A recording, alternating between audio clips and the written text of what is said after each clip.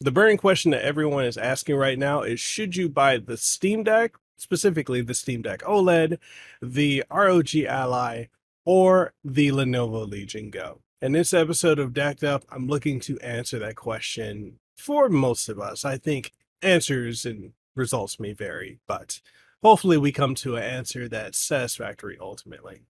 Let's get into it.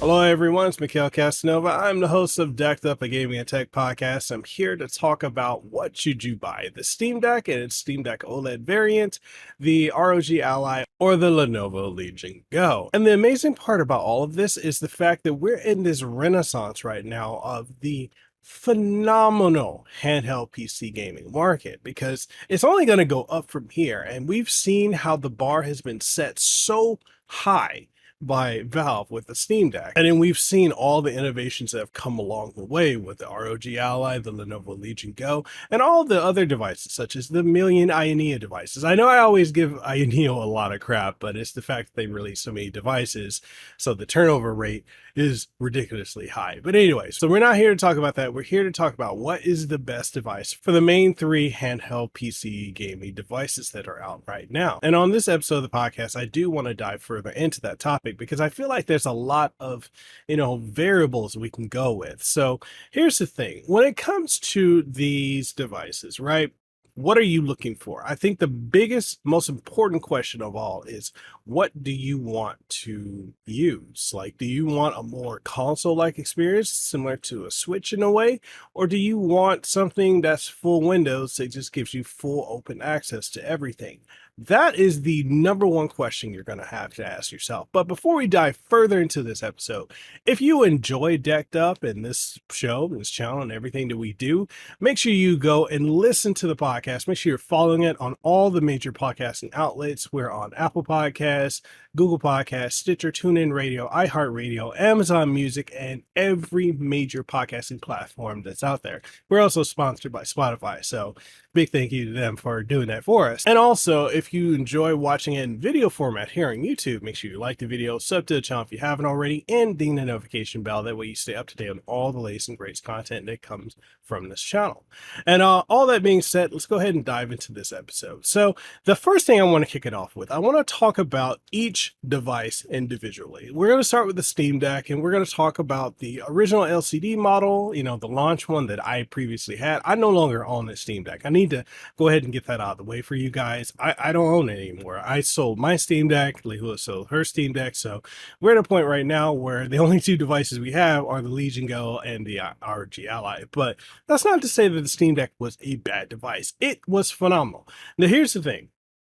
When it first came out, yes, the Steam Deck had a lot of issues. There's a lot of things we were running into, such as the fans, was it the Delta fan, the weighing fan issue. And then we have that whole issue with the USB hubs bricking Steam Decks at one point, and just the pretty much the entire experience of a docked experience for the Steam Deck was not great within its first year, but it has improved dramatically. Once Valve released their own official dock, and then all the other stuff came out. Of course, we had JSOCs out there.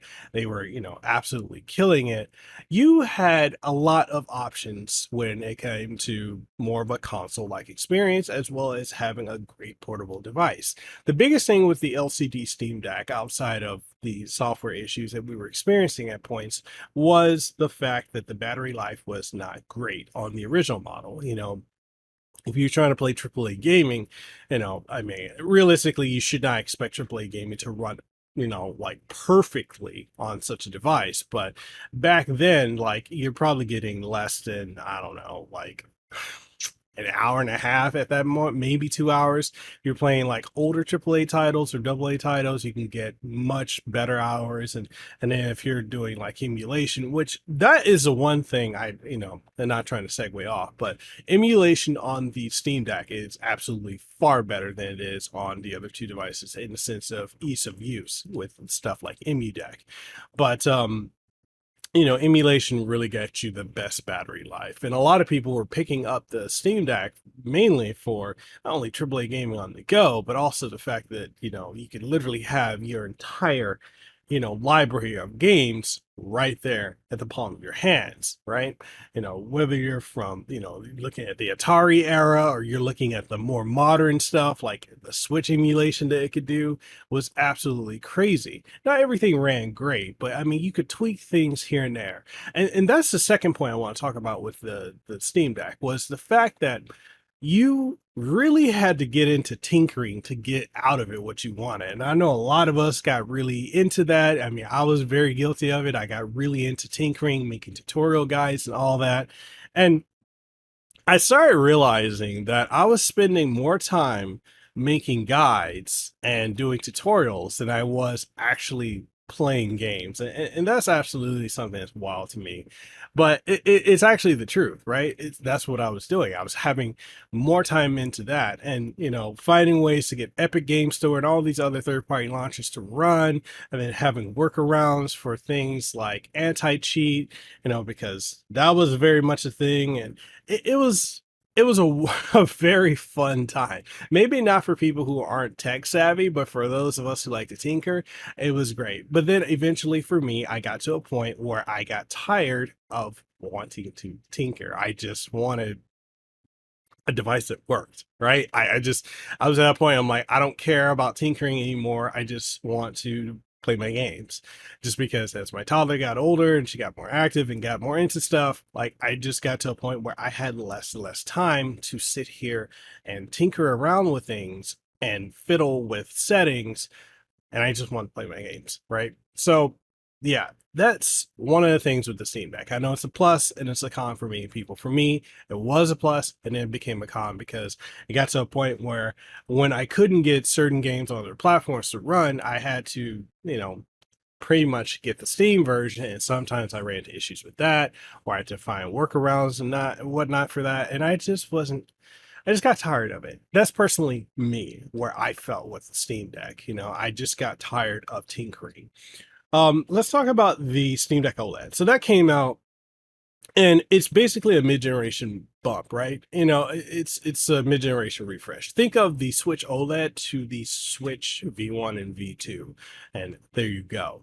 The biggest thing, and I know a lot of us assumed initially that there's relatively nothing different in the device as a sense of like it's just got a bigger screen and some slightly updated specs here and there. But the thing with the Steam Deck OLED is that the parts and components compared to the LCD model are completely different. They're not interchangeable. So you can't, think you're going to just, pull parts from the LCD and put in the OLED. It just doesn't work that way. They completely revamped a lot of things within Steam Deck for that. And speaking of which, like what I really love is the fact, one, not only do you have that beautiful OLED screen, but you got substantially better battery, 50 watt-hour battery, right? So now you're able to play a lot longer for a lot of games, AAA games, AA games, indie games, especially emulation, pretty much double whatever you previously were getting. And there you go. It is, and I know they had limited edition one. A lot of people I know personally went out and got it. And I'm happy for people that were able to get that. I'm never going to knock the Steam Deck for anything other than the fact that it's personally not for me anymore. Maybe the next revision might be, but for what it is now, it's just not. When I looked at the Steam Deck OLED, as someone at the time, I still have my Steam Deck, I was looking at it and I'm like, I can't justify spending money for this. Yes, it now has Wi-Fi 6E. Yes, it's got, Bluetooth, I believe 5.2 or 5.3. And yes, it's got, faster RAM, a slightly better APU and the bigger screen, better screen, everything like that. And it's lighter, but I couldn't justify it. I just couldn't, right? Um, I've been very satisfied, minus the micro SD card issue on the ROG Ally, with the ROG Ally as well as the Lenovo Legion Go. So I couldn't, in my head, say, yeah, this is going to be a worthwhile purchase for me to get, because it wasn't, if you understand what I mean. Like, it's just, I could not justify shelling out $650 or, 550, 600, however much it is right now, to get a, in my opinion, a slightly upgraded deck. Now, I know other people are like completely disagree. Like, no, it's not slightly upgraded. It's a bigger jump that you realize. And I know there's a lot of people that are very hyped about it. Especially Steam Deck content creators, Steam Deck fanboys, Linux fanboys, all that. And I'm happy for you. But I realized that was not the device for me personally. I have too many games across too many, launchers and platforms like that, especially games I like to play competitively, Call of Duty as well as Halo Online, various RTS games. I just don't want to deal with anti-cheat, in the sense of it not working on the deck and having to find workarounds. And it just literally came to that. I did not want to tinker anymore. But for anyone else who's looking for a device that is, perfectly, like, you can just pick it up, start playing your game, if you don't want to tinker, you can just stick with the Steam store, and just go from there and be able to dock it to a TV or a monitor and start gaming like that, without having to fiddle with anything. You cannot go wrong with the deck. I think I would probably get another Steam Deck if it's, probably performance wise on par with the ROG Ally and the Legion Go. Like, whatever their next review, and we do know that they are making another deck. So I would probably pick that one up, because that would be what I would go for, and what I would personally want, especially if I can just, if I need to capture gameplay or whatever, or if I literally, a lot of games I want to play on PC, at my TV with my family, just plug it in right there and give them a controller and then go from there. The ease of use with the deck is, to me, what puts it head and shoulders above every other competitor that's on the market.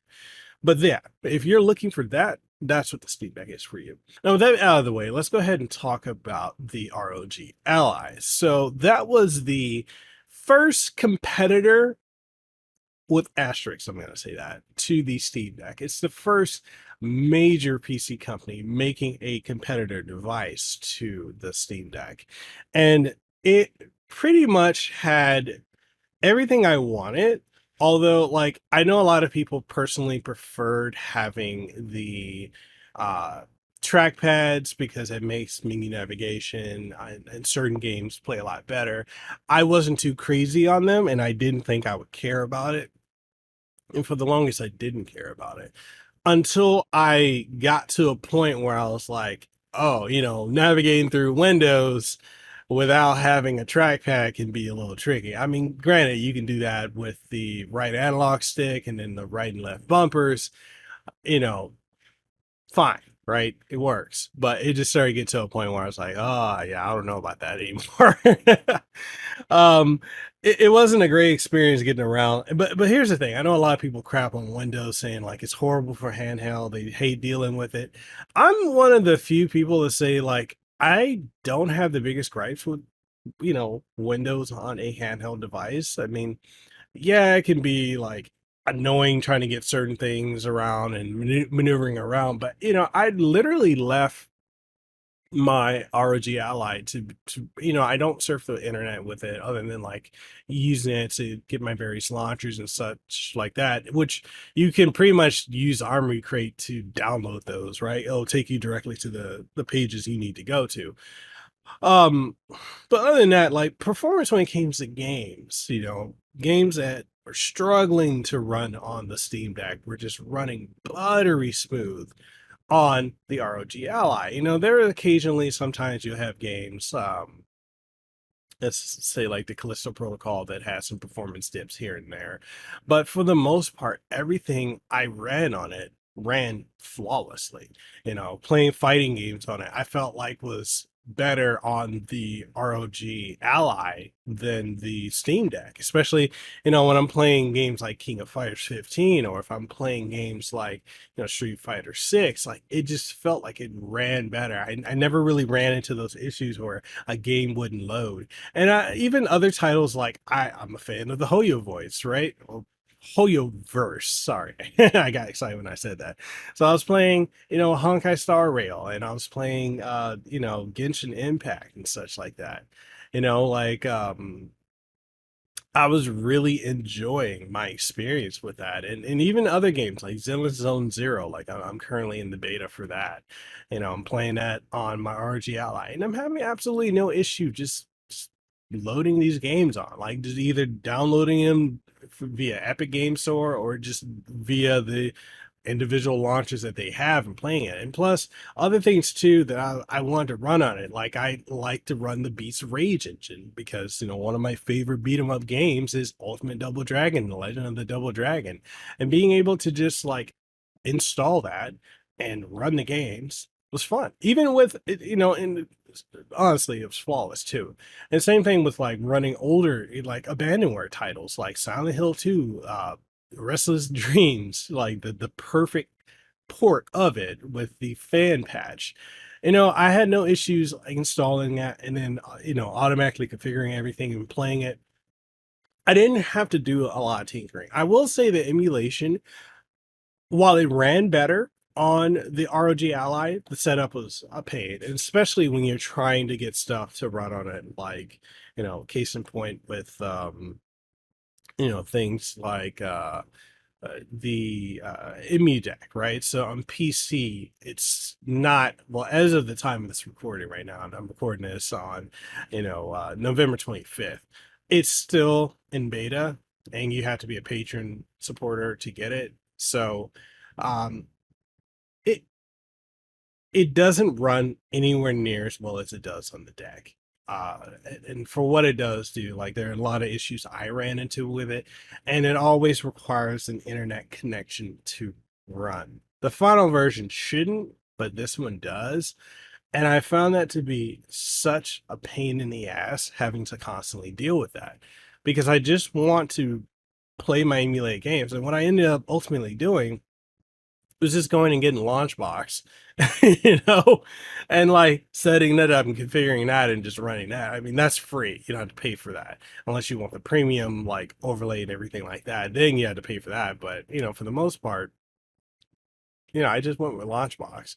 Or I mean, if you don't want to do that, just go ahead and get your individual emulators and go from there. And the one thing with the RG Ally, and I'm gonna get to the SD card issue shortly. The main thing with that was the fact that you did had to work around Windows. So for people that were not computer savvy, it was not a great device for them to have to tinker with and deal with. And, they'd had to pick it up and then they'd had to go and do all this other stuff and work around. So let's go ahead and get into the issues with it, right? So not only do you have to worry about, getting your drivers updated and all your computer updates through Windows update, right? Windows, going through your settings and going to a Windows update and getting everything through there and additional optional updates. You also have to do updates with an Armory Crate. You got to update to there. And then you also have to go through the Asus app to get your firmware and everything else right there. It really became a very painful thing to deal with because you're essentially having to check 3 different applications to make sure your device is up to date. And you already know with Windows 11, you're constantly running into situations where this thing needs to update. It is incredibly annoying. I don't understand why it's like that, but it is what it is. Like you have to deal with that. It's just something I'm not particularly a fan of. I wish there was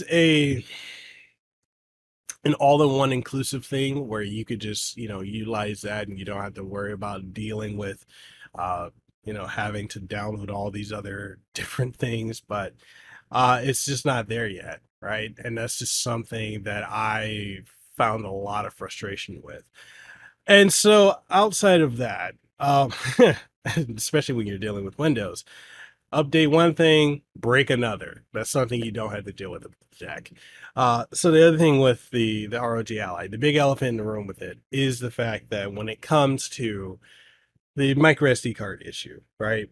Um, I found the device was really good for like mitigating heat, except for the fact that because of where the SD card slot is situated and where the heat sink and fan is, a lot of the heat would trap right there where the micro SD card is, and it caused a lot of us to have bricked micro SD cards, right? For a lot of us, at first we were like, what's going on? What's happening? And then next thing you know, we were wondering if this was a SanDisk issue because a lot of us bought the SanDisk 1 terabyte cards, and then we had that issue happen. And then going further along the road, we found out that it was every card was eventually going to get bricked. And it was a case by case thing. Like, not every ROG Ally had the micro SD card issue. A lot of them were happening here and there sporadically. But if you went on the Reddit months ago, back when it came out, or at least within the first 3 to 4 months of that device being out, it was hellfire and brimstone. Like, literally every other post was about the micro SD card slot and how it would like fry micro SD cards, right? Now, I've had several 1 terabyte cards, SanDisk and Lexar cards fried. I've had some Samsung cards fried.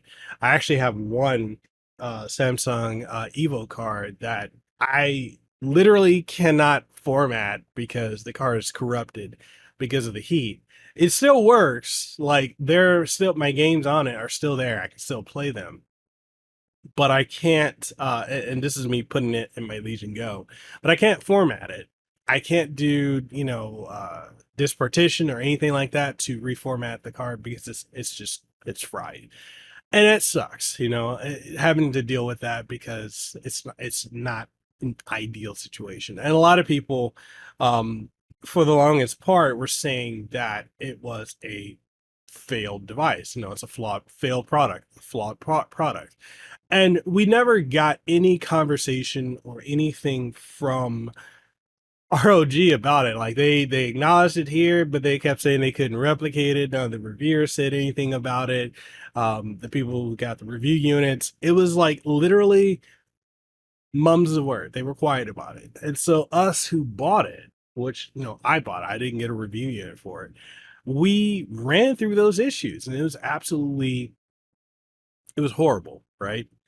And that was one of the things that really kind of, as much as I love the Ally, I cannot forgive the fact that ROG was just radio silent about it. Like, and they still haven't addressed anything. I mean, we just got BIOS updates, firmware updates, all these other things, but nothing is still addressing the issue that the thermal pasting and the components that they use for the micro SD card slot are awful. And so workarounds for that we utilize as users was to just get either a 2 terabyte or a 1 terabyte M.2 SSD 2230, or getting the L-shaped modifier and put the 2242 4 terabyte card in there, with which perfectly worked for a lot of us. And I still need to do that with my ROG Ally because I'm keeping it.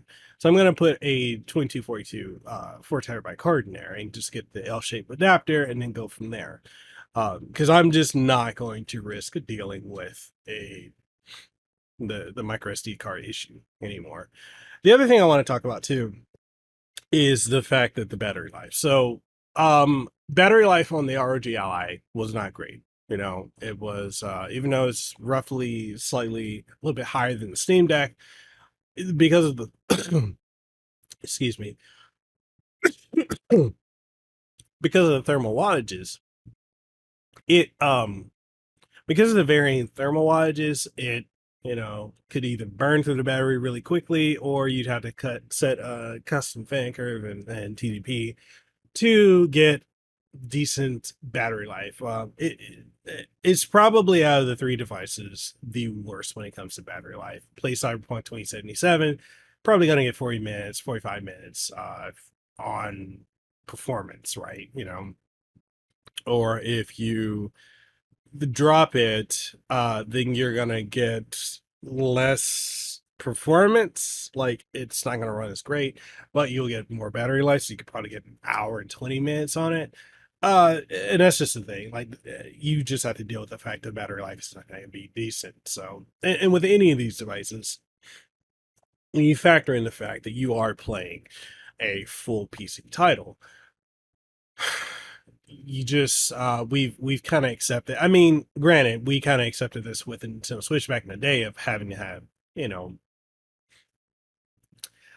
battery cases. So it's really not any different now, other than the fact that, you know, depending on where you live, you can't probably get a battery backup or a modular case with a battery backup, especially here in Hawaii. I can't get that at all, right?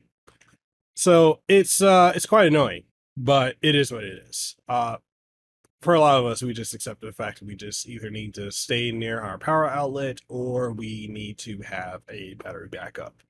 And especially if you're on a plane ride, at least the Steam Deck will last you somewhat. The Steam Deck OLED will definitely last you, but the ROG Ally, not so much. No, that's just not happening. The other thing,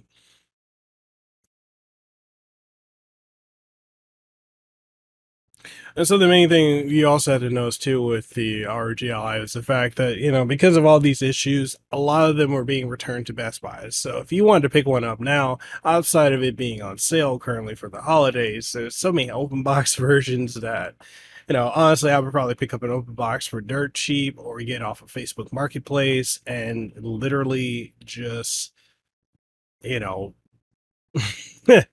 kit it out, mod it, and go from there. But as a device, is it a failed device? No. But I will say that the fact that the micro SD card issue was never addressed to the extent that it needed to be, the lines of communication weren't great. It puts the ROG Ally for me in the second place. If I was more of a fan of the deck, I would put the deck above it. But for me, with the fact of all the games I wanted to personally play, being easily playable on it, minus the micro SD card issue, um, yeah, it's in my second place. So, and then, you know, being able to connect the eGPU to it and going from there is super powerful.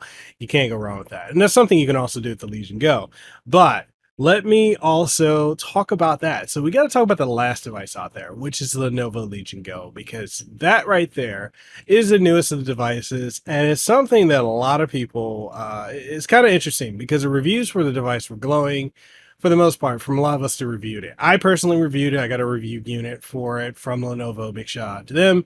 And I talked about the things I loved about it and the things I didn't love about it. You know, I had a very love-hate relationship with the device, and ever since it's gotten some updates since I did that initial video, I haven't run into a lot of those issues with the Legion Space software. Of course, I don't really use that as much, but I've noticed that it has gotten substantially faster. But we got to talk about that. The Legion Space software was the biggest cat in the room because, like, the performance of that every time initially, you know, before the updates that came, when you would start up your, you know, even if your Legion Go went to sleep or it locked screen and then you want to unlock it, it always had to launch itself back up and go through loading. And it was a pain having to deal with that.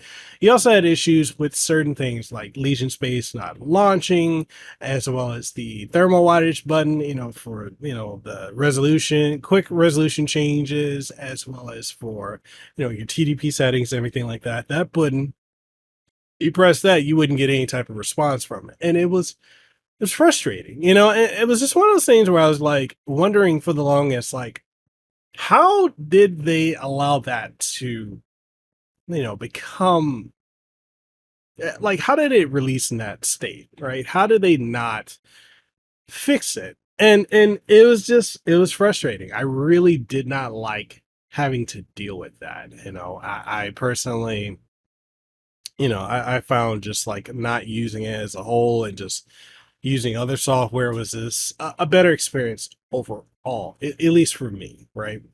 But yeah, it was something, dealing with that software. And then there's also the issue for at least for me initially, we're using the right, they're not called Joy-Cons, but I don't care what Lenovo calls them, they're Joy-Cons, right?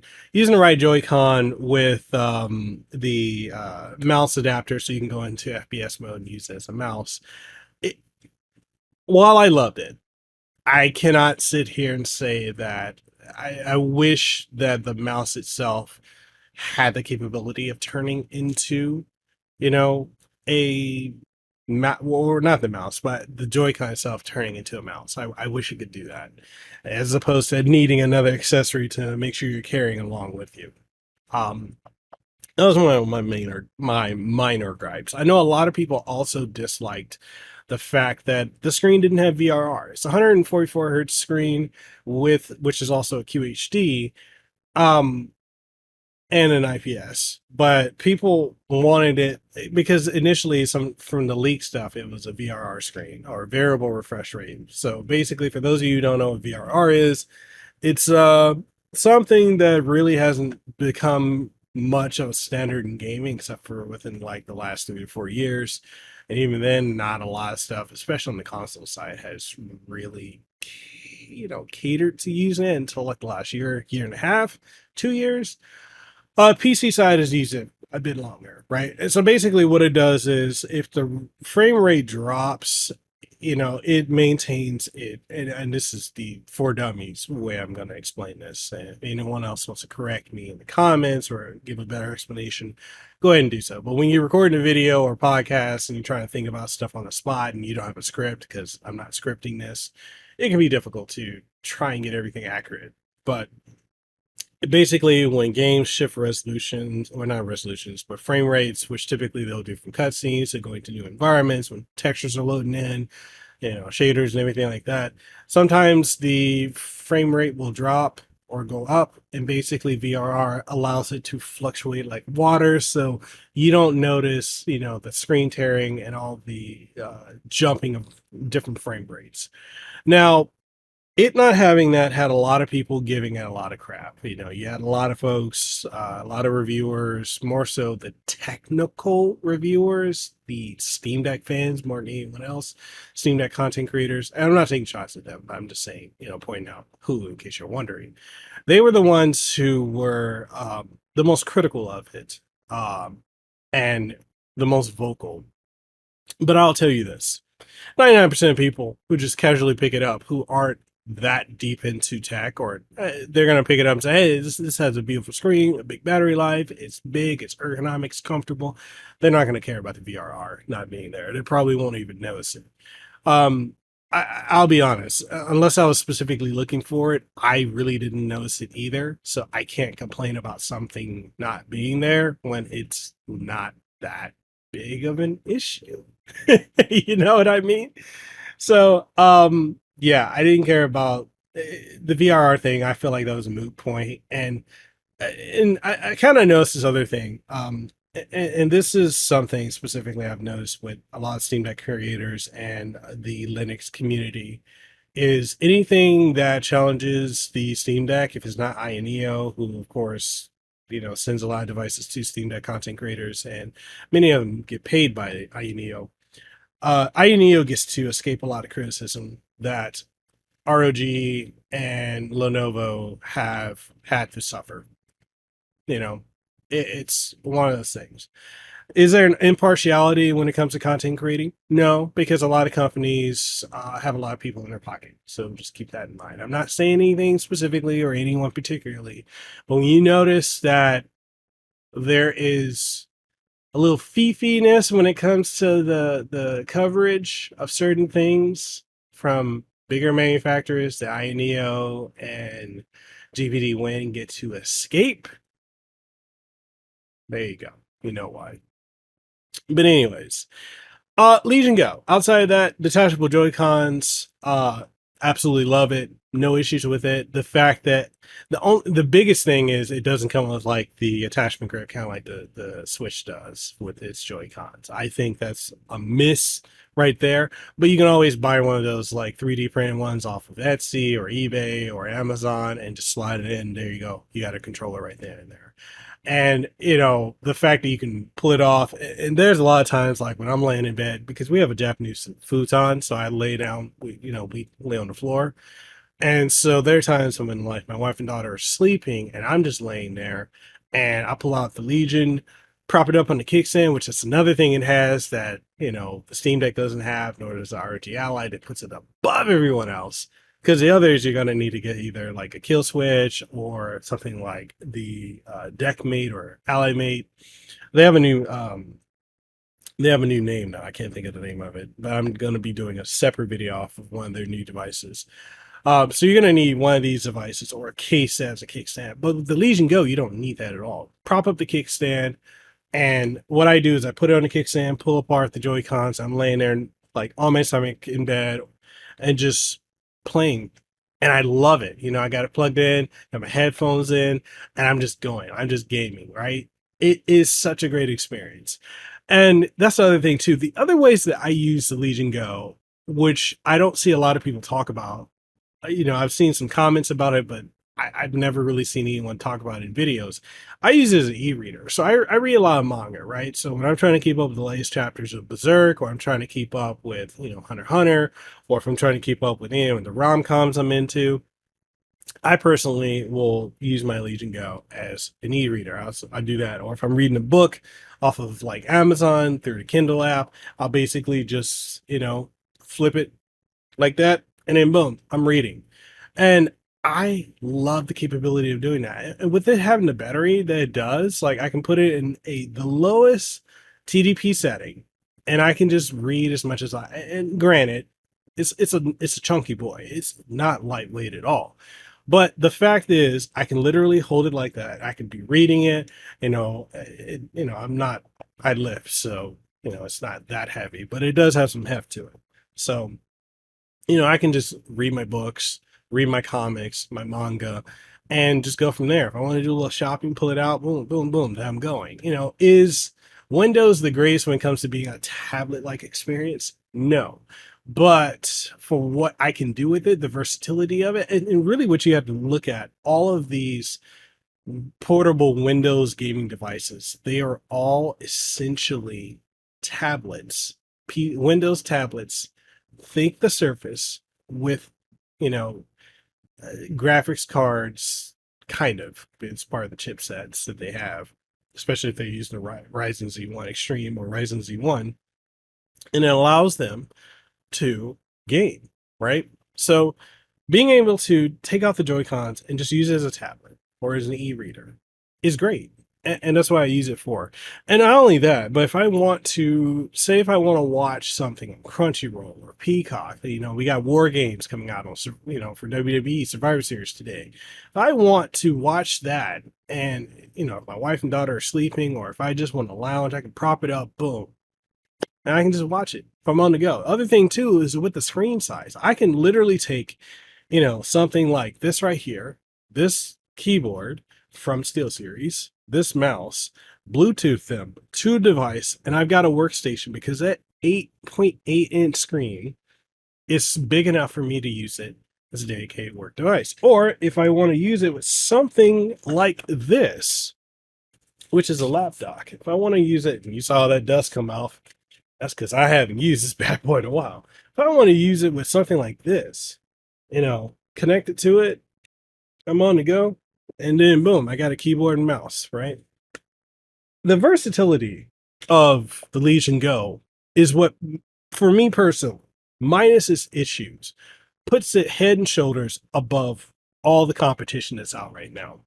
Because nothing else is doing that, right? And it's got the trackpad. The fact that it has a trackpad on the right joystick, Joy-Con, it has that. So navigating through Windows isn't hard at all. If I want to get like a third-party stylus, like one of those styluses you can use for a Chromebook, buy that. I can use that with this. And the options are just limitless with it. I dislike the fact that it doesn't have like a fingerprint reader, kind of like the ROG Ally does, but I can get around that, right? Just I've got a 4-digit pin, boom, there we go. And yeah, I mean, the versatility of the battery, like the battery life being the big as big as the battery is, versatility of the battery life, being able to use it with various, docking setups that I have from JSOX. Also being able to like man, use it as a media consumption device. I really can't use the Ally or the Steam Deck in that same way. So this is ultimately the very versatile device that you're looking for if you want something that can give you a lot of different options. And also talking about the ergonomics and feel of it. So gameplay wise, when I'm playing games, right? Games run roughly the same as they do on the Ally. I will say the Ally performs slightly better, but it's also because the Ally has been out longer and they've ironed out more kinks and have more BIOS updates, more firmware updates. So the experience is smoother as a whole on the ROG Ally.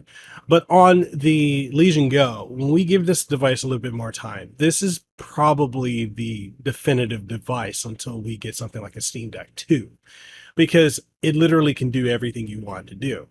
I literally can't think of much to complain about with it. I mean, other thing too, stick drift. Like you don't have to worry about stick drift on the ROG Ally. Well, not the ROG Ally, but the Lenovo Legion Go, because the Lenovo Legion Go has Hall effect sticks. So and for those who don't know, that means you're never going to get stick drift on it, or you're incredibly unlikely on some very off chance that the magnets in it don't work properly. But you're not going to get stick drift with this device. And that to me is astronomically cool, right? So yeah, you're not going to get stick drift on it. You've got really great triggers. You got Joy Cons that are completely modular. Buttons are great. One major downside with this thing is the D-pad. The D-pad is utter trash. That is the part where I don't know how Lenovo just dropped the ball with that. Like, why couldn't you not have put in like a D-pad similar to the Steam Deck or the ROG Ally, like with its disc type, or like look at what Razer has done with their controllers they put out, or any of the they put in a D-pad is so bad. If you're trying to play fighting games or you're trying to play platformers, this is not going to work that effectively. There's a lot of issues with it. And outside of that, I know people have complained about like dead zone issues with the sticks and trying to play shooters. I don't know. Maybe I'm not that deep when it comes to like playing shooters that I'm gonna notice it. I don't really notice any dead zone issues or too many issues with travel. I felt like the travel on the Ally was kind of a bit much for me, but like on the Legion Go, I'm not running into any of that issue. But other than that, too, you also got no issues with micro SD cards. So the micro SD card slot, I haven't had any cards fail on it. You've got two USB-C ports, so if you want video out on the top or on the bottom, you can. You can charge and put in any other device you want to, and the other USB-C port if you want to have USB-C headphones, like I use the Razer Hammerheads, or if I put an adapter on these right here, which is the PlayStation Pulse Explore earbuds, then I can just do that, right? Or if I don't know, there's just so many variables of what you can do with it that it just, if we give it time, and I'm saying like another month and a half, they're going to iron out a lot of kinks. And on top of that is the fact that they have great communication. They're openly talking with their customers, with us who either have gotten a review unit or have purchased it. Like I'm going to purchase another one for my wife because it's that great of a device that I think she would love it, especially being able to put it in tablet and take the Joy-Cons apart. That level of communication is up there with Valve, if not above them, right? And it's something that puts them ahead. Like if we had to rank the capability or the level of which they're communicating, we put that against what, Steam Deck is doing, or Valve, and what um ROG is doing, then the tier ranking would be at the top Valve, number two Lenovo, number three dead last would be ROG. And ROG, I would say they're about as bad as the other Chinese gaming computer makers, handheld PC makers. They're bad, and I don't know why they haven't improved, but they definitely need to. But ultimately, okay, so I've given a rundown about all three of these devices, what I like and what I don't like about each one. So ultimately, here we go with what should you buy. I know this has been a long video. The TLDR is, if you're looking for something, like if you're used to console gaming and you have something like a Nintendo Switch and you want a very seamless, easy to maneuver, easy to navigate, easy to use device, and you don't feel like doing a lot of tinkering or having to deal with multiple different things like firmware updates outside of just checking for update, running the update, and going from there, then I'm gonna say you're probably gonna want to go with the Steam Deck, preferably the Steam Deck OLED, so you get that better battery life, you get that substantially better screen, you get better performance compared to the LCD model, and just ultimately a great device overall. If you are fine with sticking within the Steam platform, or if you care to tinker to utilize other launchers that are available. Now, for not having to deal with limitations and you want to be able to get a device to use for just about everything, I'm going to say probably go with the ROG Ally with some caveats. If you're going to go with the ROG Ally, which we're going to, and I'm going to rank these after I talk about them. If you're going to go with the ROG Ally, don't use a micro SD card slot. You're going to want to get either an M.2 SSD 2230, 1 terabyte or 2 terabyte, preferably 2 terabyte, or if you don't mind getting a 2242 and getting a 4 terabyte and an L-shaped adapter, I would get that, put that in there, and you're not going to have any type of storage issues. The biggest thing you're going to have to deal with the ROG Ally compared to everything else is the worst battery life on top of the micro SD card issue. It's got the absolute worst battery of everything. But if you're big into platformers, you're big into playing fighting games like I am, you cannot go wrong. Like, this is a device that literally I go to when I want to play a fighting game. It's got a great screen, got VRR support, 120 hertz, and it's a 1080p screen. That's the other thing. We would have raked the screens. So the Steam Deck OLED and LCD are 720p screen, which is HD. You've got the 1080p screen on the, which, okay, going back to the Steam Deck LCD is 720p 60 hertz. The OLED is 720p 90 hertz. The ROG Ally is 1080p 120 hertz VRR support. And then with the Lenovo Legion Go, it's a QHD screen, which is which is also portrait. It is a 2K resolution screen that is 144 hertz with no VRR, but it's a beautiful screen. It's an IPS screen, so keep that in mind.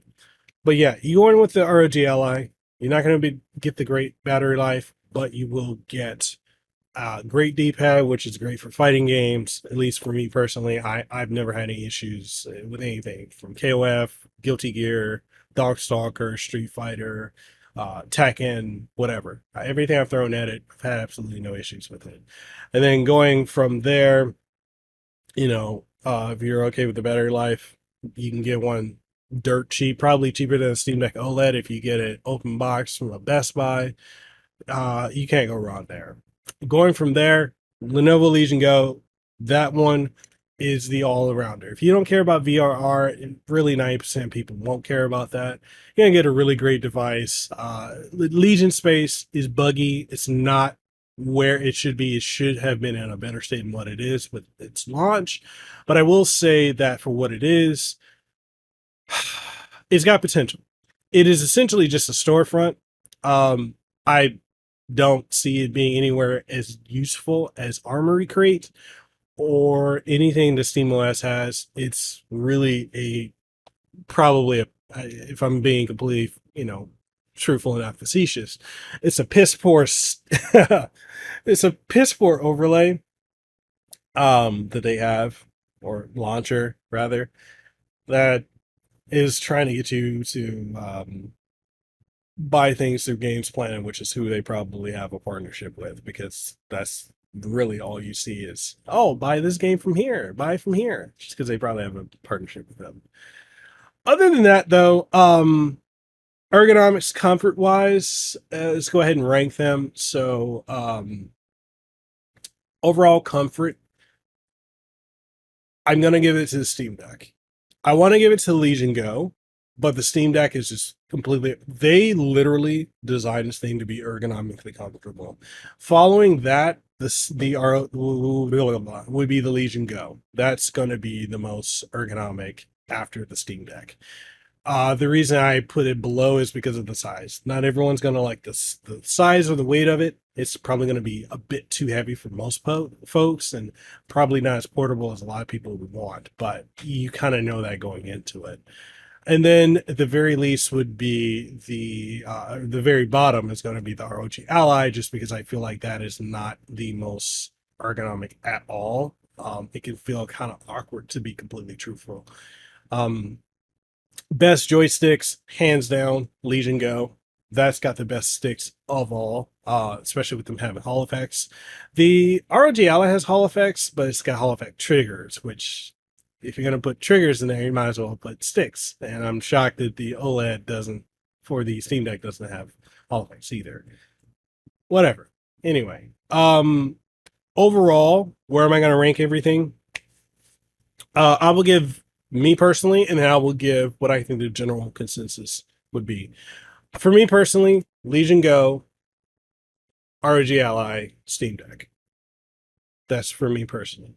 For the general consumer, Steam Deck OLED, Legion Go, ROG Ally, and that order.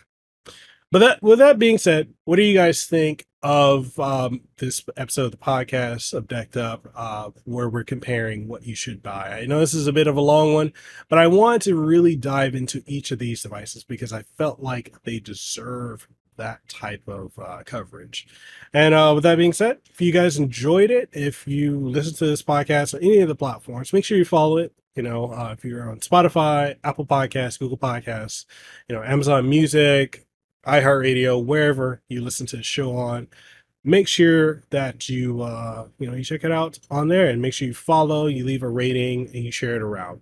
If you're listening to it on YouTube, or YouTube Music, or if you're watching it on YouTube, make sure you sub to the channel, ding the notification bell, sub to I already said that, like the video and all that. If you want to support the channel, we do have channel memberships. We got Patreon as well. You can get early access to stuff, input, when I have guests like developers and such and whatnot on, and other folks. If you get priority with questions, you may even get to hop on when we have the extra segments where we can have us, myself and the guests, or even me, and then have you, and you can hop in, for a bit, and we can chop it up there. So that's something you get for your channel member or your Patreon supporter.